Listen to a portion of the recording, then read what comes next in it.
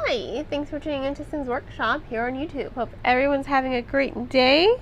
I just spilled coffee all over my lap, but I'm kind of short on time, so I can't just run off. Anyway, today we're going to be talking about Court of Miracles by Kester Grant. Grabbing my little notebook here. So this is a young adult historical fiction. I was really drawn to it because of the Court of Miracles title. You know, immediately I thought of The Hunchback of Notre Dame. But the way this novel is marketed is it's a blend of Les Mis and Six of Crows series. I read the Six of Crows series. I love that series, actually. And Les Mis, well, I saw the movie. Haven't read the book yet, but I do love the movie. Both renditions, both the non-musical one with Liam Neeson, and the musical rendition with Hugh Jackman and Anne Hathaway.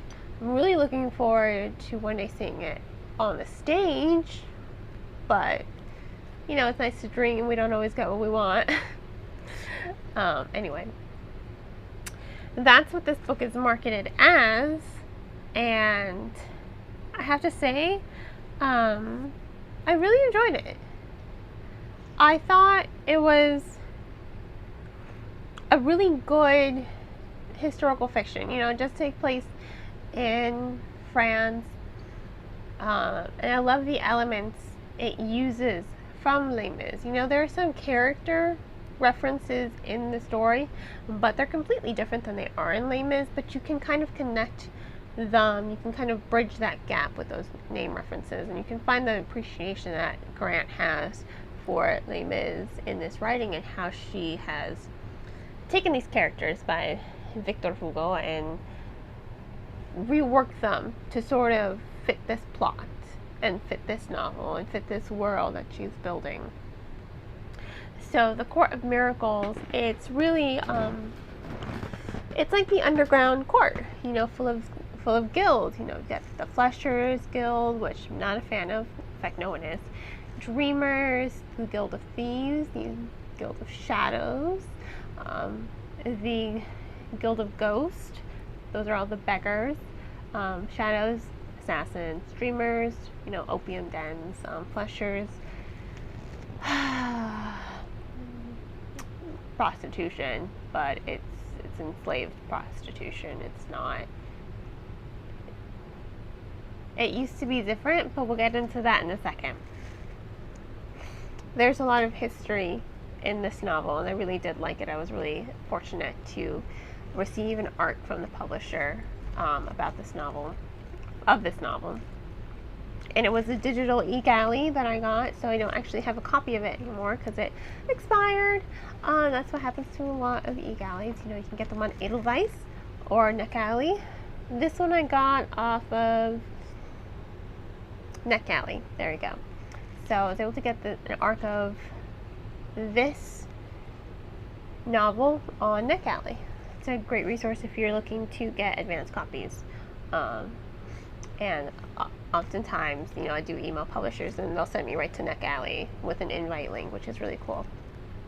So, but I felt really fortunate to read this novel because I kind of love the historical feeling. You know, I love historical fiction, especially when it comes to France.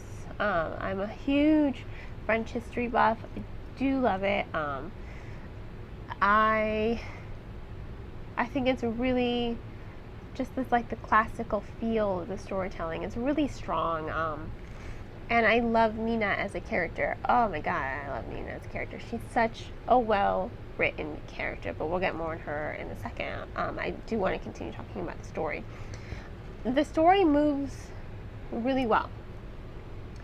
It's separated into parts, and each part has a quote, which comes from the Jungle Book, which completely caught me off guard, but it fits the context, because you got to think of this world.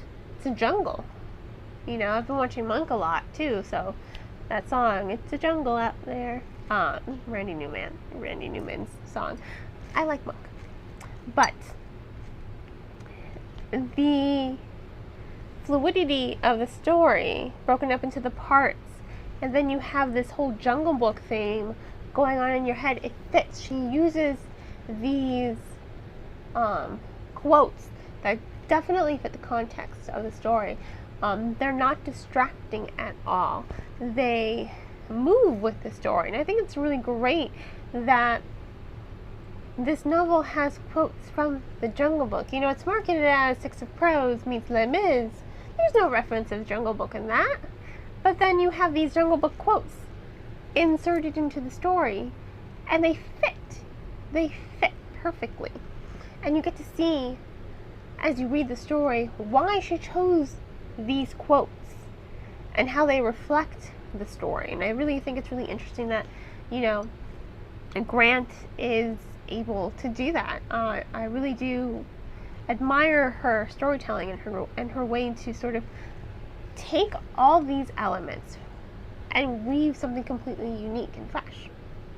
And there's also there are also time jumps in the story. Normally, I'm not always a huge fan of time jumps because they tend to, you know, they catch me off guard, and I'm like, wow, I'm completely jarred. And it kind of, you know, creates this barrier between me and the book.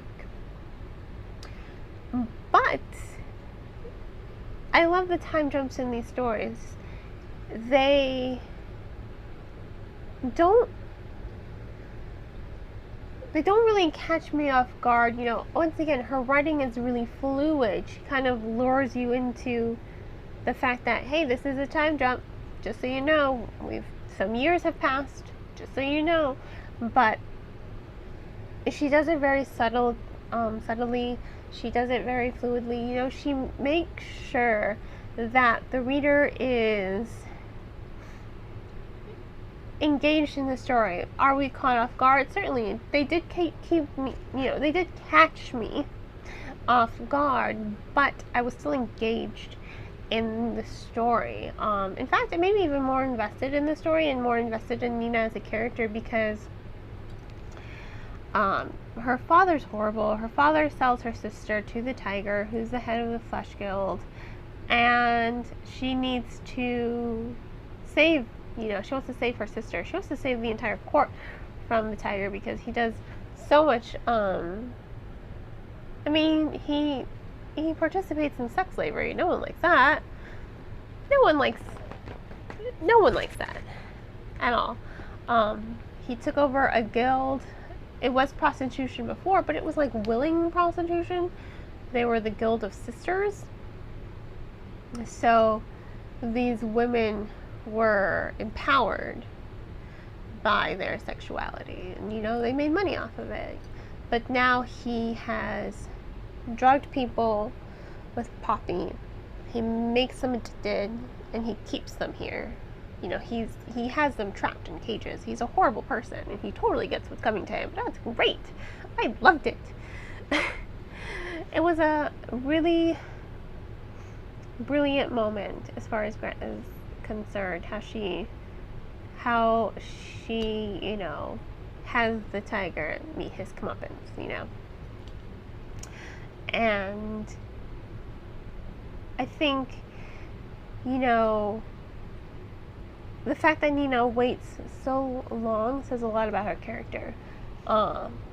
And this is why I like Nina so much.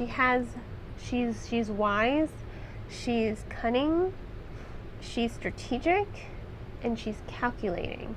She has a brilliant mind, and she wants to make the court better. And she also makes a lot of interesting friends. You know, she makes friends with the rebel. She makes friends with the prince, the Dauphine. She makes friends with the assassin. All male. You think at one point she's gonna have a romance with one of these three characters, but Grant sidelines romance. Romance has no place in this story. It's not about romance. It's about saving her sister, and she doesn't lose sight of that. I love that.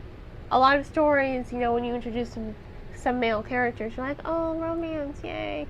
Sometimes I just want to read a story that doesn't have any romance. Sometimes I just want to read an adventure. I'm not really I know I read a lot of young adult fiction. I know. Lots of romance in a lot of young adult fiction. But it's not really the romance that gets me. It's the story. It's the character. The romance is secondary to me. I really don't care that much about it. If there are characters that I do love and I want to ship them, yeah, I'll ship them. There's no harm in that. But romance isn't really my thing. It's not what draws me to a story. And that's another thing. It's refreshing to read a story that lacks romance. Almost spilled my coffee again. But it's refreshing to read a story that doesn't have romance. It's about Nina saving her sister. It's about Nina taking down this horrible excuse for a human being. It's about Nina saving the court of miracles, the Thieves Guild. It's all about her being a strong, formidable character without the need of a man.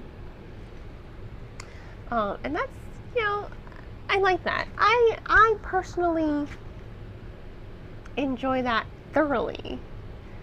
So props to Grant for being able to do that. She doesn't lose focus of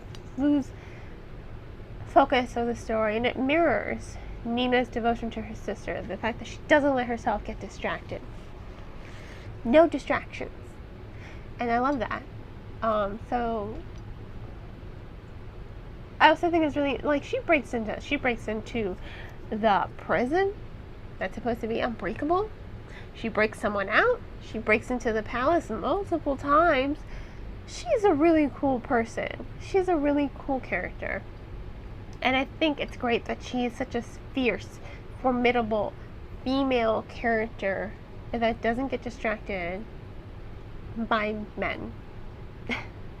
I'm highlighting this because I know there are a lot of readers I come across online who are looking for things like this. So I do want to highlight this aspect. It's a very straightforward story. It does have a lot of interesting twists and turns to it, but it moves really well overall. So this was A Court of Miracles by Kester Grant. I give it 4 stars.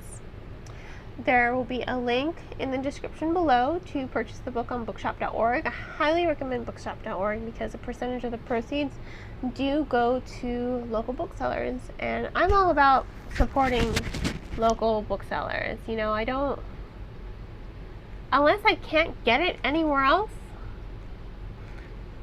Amazon is my last resort. Otherwise, I will get the book on bookshop.org or Barnes & Noble. But there's a link in the description below to bookshop.org where you can purchase the book. And I hope you have a great rest of your day. Please don't forget to like and subscribe to this video if you enjoyed it. I hope you did. I hope I didn't go off tangent too much. I'm still learning. I'm still new at this. But please do like the video. Please subscribe to my channel for more content like this, and please share. If you know any book lovers out there, please by all means share this channel. I hope you have a great rest of your day, and as always, happy reading.